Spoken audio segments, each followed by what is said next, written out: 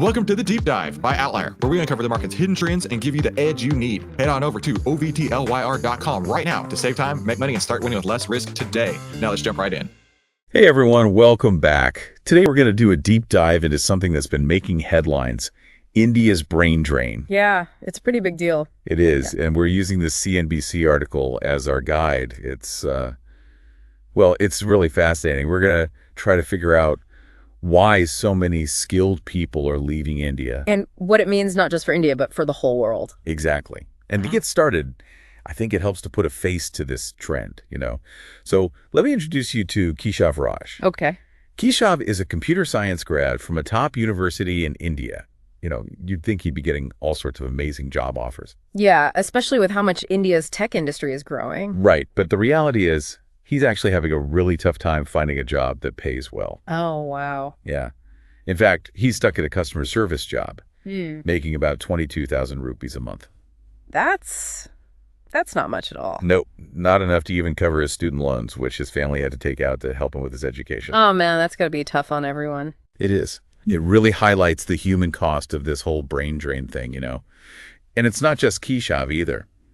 The job portal founded has seen a huge surge in Indians searching for jobs abroad. Really?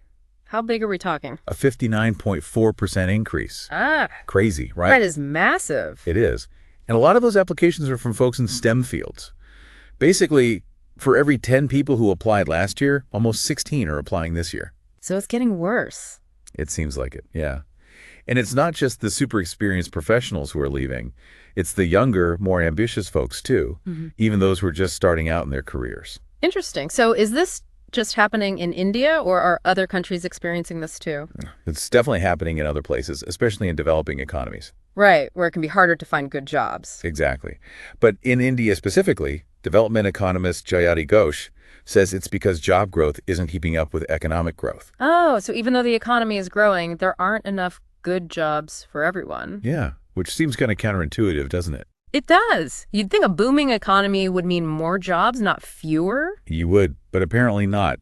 And get this, India's employment to population ratio is only 52.8%. What does that even mean? Basically, for every 2 people in India who could be working, only 1 actually has a job. Wow. It makes you wonder, if we're all competing for talent on a global scale, how do we make sure it's fair, That's a huge question. It can't just be a free-for-all, right?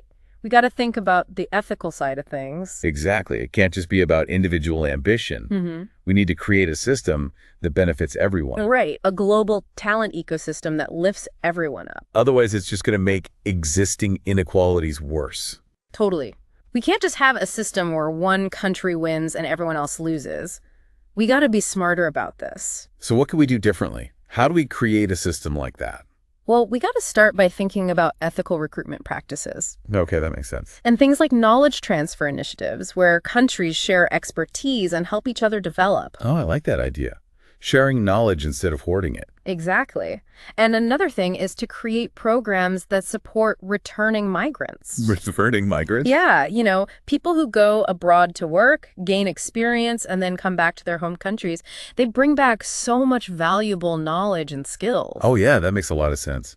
So we create a system where talent can move around, contribute to a global economy, but in a way that benefits everyone involved. Exactly. It's a delicate balancing act for sure, but it's crucial. This whole conversation has really changed how I think about this. It's way more than just brain drain. There's so much more to consider. I know, right?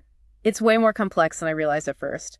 Well, we covered a lot today, didn't we? We talked about the causes of this so-called brain drain, the costs, all the different perspectives on this issue, and even some potential solutions. There's a lot to unpack, definitely. It is, but it's so important to understand this stuff because it's shaping our world in such a profound way. For sure. And for our listeners, keep exploring these ideas. This is just the beginning of the conversation, right? Absolutely. Keep learning, keep asking questions.